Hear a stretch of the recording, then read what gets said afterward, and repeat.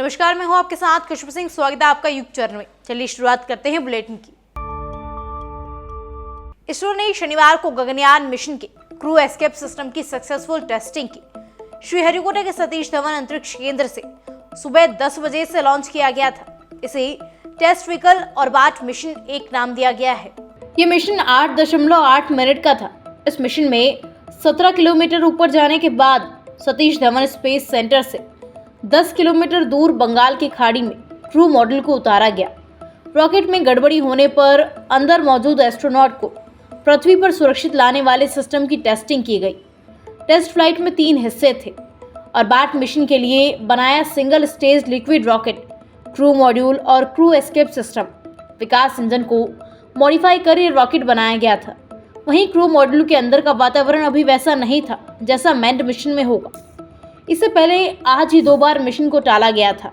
इसे 8 बजे लॉन्च किया जाना था, लेकिन मौसम ठीक नहीं होने के कारण इसका टाइम बदलकर 8:45 किया गया।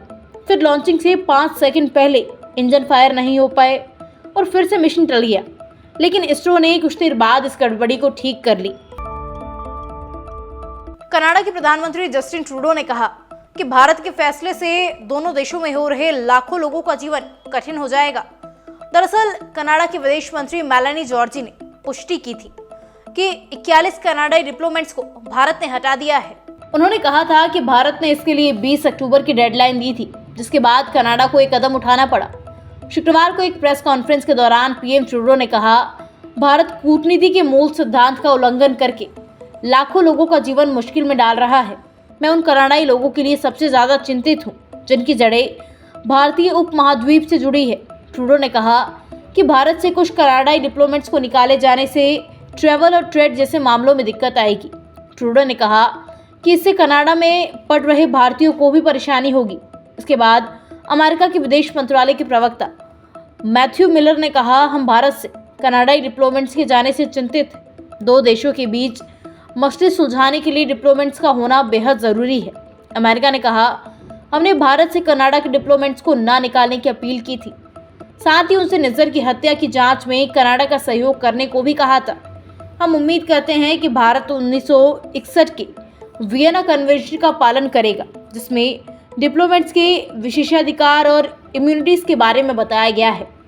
लेकिन ये सब करने से पहले ट्रूडो को सोचना चाहिए था कि वो जो भारत के खिलाफ आरोप लगा रहे हैं, क्या वो सही है। भारत ने जवाबी कार्यवाही बिल्कुल सही की है। कांग्रेस के उम्मीदवारों की घोषणा का इंतजार है, लेकिन सीएम अशोक गहलोत ने उससे पहले ही उम्मीदवारों की घोषणा कर दी है। दौसा में प्रियंका गांधी की सभा के दौरान सीएम अशोक गहलोत ने जिले के सभी मौजूदा कांग्रेस विधायकों और निर्दलीय ओम प्रकाश हुड्डा को टिकट दे देने के संकेत दिए हैं। गहलोत ने नाम लेकर सभी विधायकों को फिर से जिताने की अपील की। गहलोत ने सिकराई से महिला बाल विकास मंत्री ममता भूपेश, लालसोट से स्वास्थ्य मंत्री प्रसादी लाल मीणा, दौसा से मुरारी लाल मीणा, बांदीकुई से जीआर खटाणा और महुआ से निर्दलीय विधायक ओम प्रकाश हुड्डा को फिर से जितवाने की अपील की। सीएम की इस अपील से साफ है कि मौजूदा 5 विधायकों को कांग्रेस टिकट देगी। दौसा जिले में 5 विधायक है, 4 कांग्रेस के हैं, जिनमें से 3 मंत्री हैं। दौसा से मुरारी लाल मीणा और बांदीकुई से जीआर खटाणा सचिन पायलट के समर्थक हैं। गहलोत ने पायलट समर्थक विधायकों के भी नाम लिए और उन्हें जनता से जितवाने की अपील की। केंद्रीय गृह मंत्री अमित शाह ने पुलिस स्मृति दिवस के मौके पर नेशनल पुलिस मेमोरियल पर शहीद पुलिस कर्मियों को श्रद्धांजलि दी। यहां परेड को संबोधित करते हुए शाह ने कहा, सरकार के लिए काम करने वाले सभी लोगों में पुलिस के जवानों की ड्यूटी सबसे कठिन है। किसी भी देश की सीमा और आंतरिक सुरक्षा पुलिस के बिना ये संभव नहीं है। किसी भी देश की सीमा और आंतरिक सुरक्षा पुलिस के बिना संभव नहीं है। कार्यक्रम के बाद एक सभा में गृह मंत्री ने कहा, नॉर्थ ईस्ट राज्यों में आतंकवाद, वामपंथी उग्रवाद और उग्रवाद की घटनाओं में 65% की गिरावट आई है। नरेंद्र मोदी सरकार ने आतंकवाद के खिलाफ जीरो टॉलरेंस की नीति अपनाते हुए सख्त कानून बनाए हैं। केंद्र सरकार ने पुलिस फोर्स के मॉडर्नाइजेशन के लिए पुलिस टेक्नोलॉजी मिशन की स्थापना करके दुनिया की सबसे बेहतर एंटी टेररिज्म फोर्स बनाने की दिशा में काम किया है। 20 अक्टूबर 1949 को लद्दाख में हॉट स्प्रिंग्स में 3 पुलिस के दलों को तैनात किया गया था।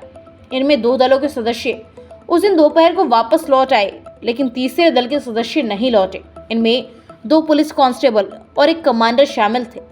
21 अक्टूबर को लापता जवानों की तलाश के लिए 20 पुलिसकर्मियों की एक टीम को भेजा गया। इस टीम का नेतृत्व डीएसपी करम सिंह कर रहे थे। दोपहर के समय चीनी सैनिकों ने करम सिंह की टीम पर गोलियां चलाई और ग्रेनेड फेंके। इस हमले में पुलिस के 10 जवान शहीद हो गए। दिल्ली में ठंड बढ़ने के साथ अब वहां स्मॉग का खतरा बढ़ने लगा है। अगले 2 दिन तक सुबह के समय हल्की धुंध नजर आ सकती है। 23 अक्टूबर से दिल्ली एनसीआर के इलाकों पर एक ताजा सिस्टम का प्रभाव दिखेगा।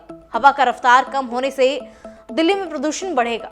मौसम विभाग ने कहा कि हवा की दिशा बदलने और रफ्तार कम होने के चलते अगले 4-5 दिनों के बीच एयर क्वालिटी इंडेक्स 200 के पार यानी हवा खराब श्रेणी में रह सकती है।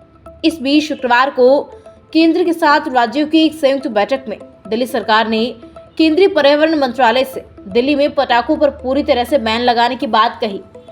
दिल्ली के पर्यावरण मंत्री गोपाल राय ने शुक्रवार को मीडिया से बातचीत में कहा कि केंद्रीय पर्यावरण मंत्री भूपेंद्र यादव ने दिल्ली, पंजाब, हरियाणा, उत्तर प्रदेश और राजस्थान के पर्यावरण मंत्रियों के साथ बैठक की थी।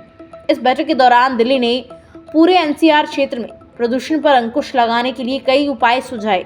इससे पहले गोपाल राय ने केंद्र से सर्दियों के मौसम के दौरान प्रदूषण से निपटने के लिए एक प्लान बनाने के लिए सभी एनसीआर राज्यों की एक बैठक बुलाने का अनुरोध किया था।